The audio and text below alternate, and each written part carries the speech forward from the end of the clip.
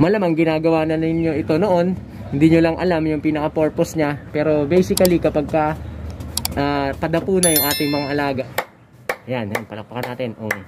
Hindi sila dumadapo. Good morning sa inyo mga kalapatids. Maligayang pagbabalik dito sa ating munting tambayan, Chocobo Love TV.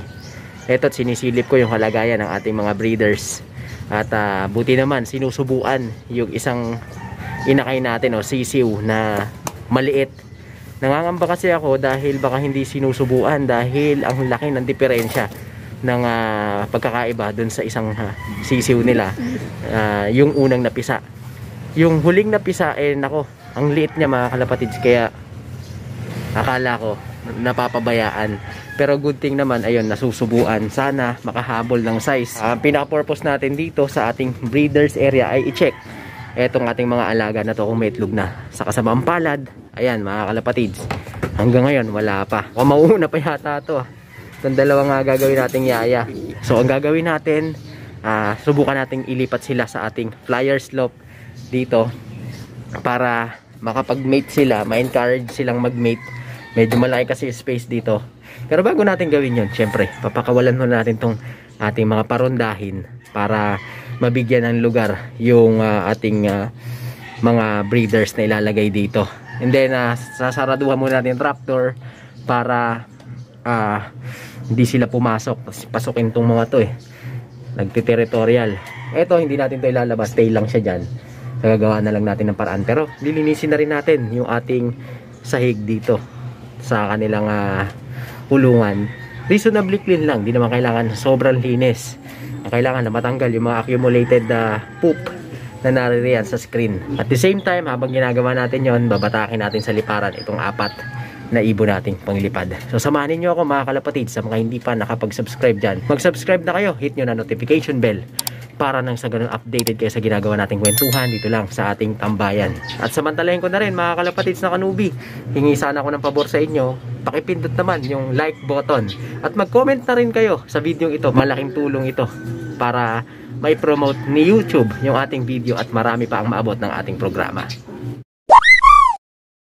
Time check muna tayo mga kalapatids, 8:15 ng umaga. So tara, huwag na natin patagalin ito, pakawalan na natin yung ating mga alaga. Alright, sige. Muntikan ka nang makawala. Gusto na talagang makalipad dito. Pero sa susunod na natin to aasikasuhin. Samantala, nasa na yung ating mga alaga. Yan yung ating mga alaga mga kalapatids, naglilipara na. At gaya nga nang nabanggit natin nung nakaraang episode natin, sa puntong ito ay pinapalakas natin yung stamina ng ating mga alaga para ihanda sila sa nalalapit na trap training. Kaya eto mga kalapatids, gumagamit ako ng flag. Nagpo-force flying tayo. Kumbaga ginagawa ko lang to pagka ganitong hindi tayo makapagtos. So, sa mga kanubi natin dyan, nagtataka kayo bakit napapansin ninyo sa mga kulungan ng kalapate may mga flag. Ang pinaka-purpose nun mga kalapatids para pag lumilipad yung inyong mga alaga, yung mga kalapate, rumoronda at winawagayway yung flag na yan, kagayang ganyan, para ma-discourage silang dumapo agad o ma-extend yung kanilang paglipad. Cons naman ng ganito, pagka ganitong maraming pwedeng pagdapuan yung ating mga alaga, so magkakaroon ng posibilidad na dumapo sila sa iba, sa ibang bubong, which is ayaw naman nating mangyari. Kaya ang ginagawa na lang natin ay hindi natin ino-overdo yung paggamit ng flag na ganito. Alright, so ang ginagawa na lang natin yung simpleng na lang, pagpapalakpak.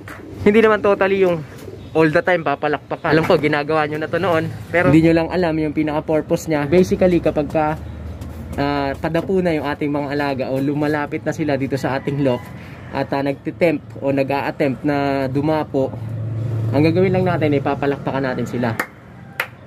Madidistract yun mga kalapatids at magdedire-diretso pa yung kanilang paglipad. So, sa ganung pamamaraan, ma-extend natin yung lipad nila, mas madidevelop yung kanilang stamina. Paalala lang mga kalapatids na kanyubi, huwag nyo namang i-overdo. Halimbawa, yung ibon nyo, alam nyong mahina pa sa liparan, hindi pa ganun katatag yung stamina. Halimbawa, tumatagal lang sila ng 15 minutes sa pagronda, huwag naman kayo umasa na pagka pinorse fly nyo, either gumamit kayo ng flag or pinapalakpakan nyo, mag-e-extend na ng 1 oras yung kanilang liparan, 1 oras agad. Gradual yung gawin nyo mga kalapatids, kasi dahil nga mahina pa yung stamina niyan, magdadapo at magdadapo yan. Kaya ang ginagawa ko mga kalapatids na kanubi, halimbawa yung ibon ko mahina pa sa liparan, mahina pa stamina, tumatagal lang ng 10 minutes, 15 minutes, dinadagdagan ko gradually yung flying time nila ng 5 minuto, halimbawa ganun.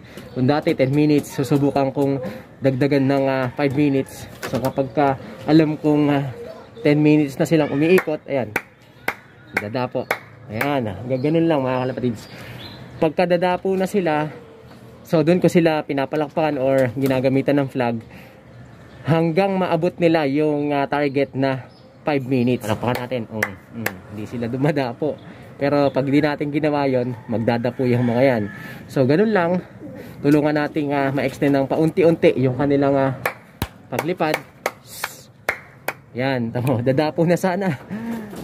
Pagka na-achieve na natin yung target nating additional time sa pag-low fly nila, unti-unti iakyat natin. Halimbawa, naabot na nila 15 minutes sa flying time.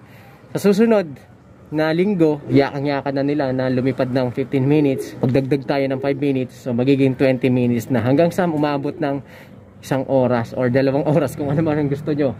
Pero sa akin 1 oras okay na yun. Yung ganitong pamamaraan mga kalapatids, ginagawa ko to pagka alam kong busy sa schedule at hindi ako makakapag road toss o yung self toss.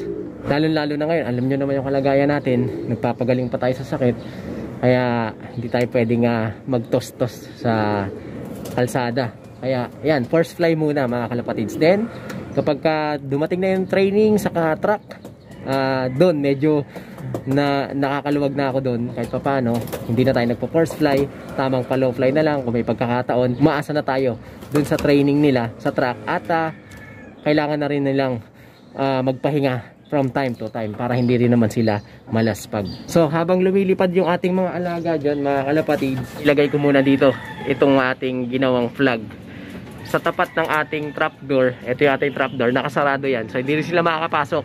Hanggat nakikita nila yan, ibig sabihin lang nun hindi pa sila makakapasok, kaya dyan muna yan sila sa labas. Pagka yung ibon nyo sanay nang lumipad, ang gagawin yan, lilipad yan, then magpapahinga, then lilipad uli. Mamaya-maya 1 oras gagawin natin, tatawagin na natin sila para papasukin at pakainin. Pero bago yon, lilinisin muna natin to at ilalagay natin dito yung ating pares na ito para nang sa ganun makapaglabing-labing sila dun sa ating flyer slope.